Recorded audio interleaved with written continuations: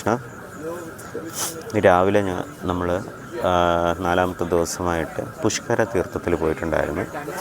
ഈ പുഷ്കര തീർത്ഥം എന്ന് പറയുന്നത് രാജസ്ഥാനിലെ ബ്രഹ്മാവിന് ഉള്ള ഒറ്റ അമ്പലം അവിടെ മാത്രമേ ഉള്ളൂ.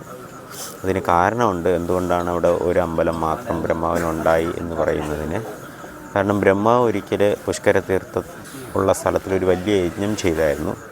ആ യജ്ഞം ചെയ്യാനായിട്ട് ബ്രഹ്മാവിൻ്റെ പത്നിയായ സരസ്വതി ദേവിയെ അവിടെ ഇൻവൈറ്റ് ചെയ്യാനായിട്ട് സരസ്വതി ദേവിക്ക് വേണ്ടി വെയിറ്റ് ചെയ്തിരുന്നു. അപ്പോൾ ആ സമയത്ത് സരസ്വതി ദേവി വന്നില്ല, ഒരുപാട് ലേറ്റായി വരാനായിട്ട്. അപ്പോൾ ബ്രഹ്മാവ് യജ്ഞത്തിലോട്ട് ഇറങ്ങി. യജ്ഞം ചെയ്യാൻ നേരത്ത് ആ പുരോഹിതന്മാർ ചോദിച്ചായിരുന്നു, പത്നിയില്ലാതെ യജ്ഞം ചെയ്യാൻ പറ്റില്ല, സമയമായി, എത്രയും വേഗം അവർ വരണമെന്ന് പറഞ്ഞു.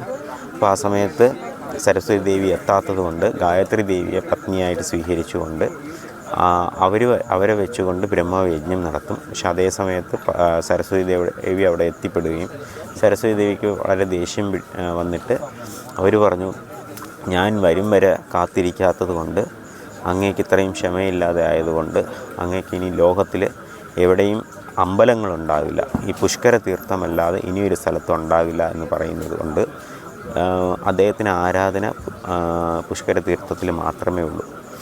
അപ്പോൾ അത്രയും പ്രധാനമായ ഒരു സ്ഥലമാണ്. പക്ഷെ അതേ പുഷ്കര തീർത്ഥം നവദ്വീപിൽ ഈ എന്താ പറയുക ഗോലദ്വീപ് എന്ന് പറയുന്ന സ്ഥലത്ത് പുഷ്കര തീർത്ഥമുണ്ട്.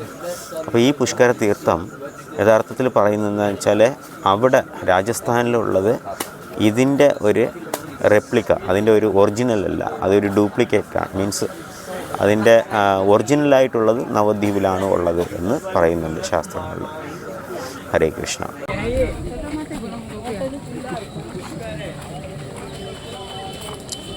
ഇതാണ് പുഷ്കര തീർത്ഥം. പുഷ്കര തീർത്ഥം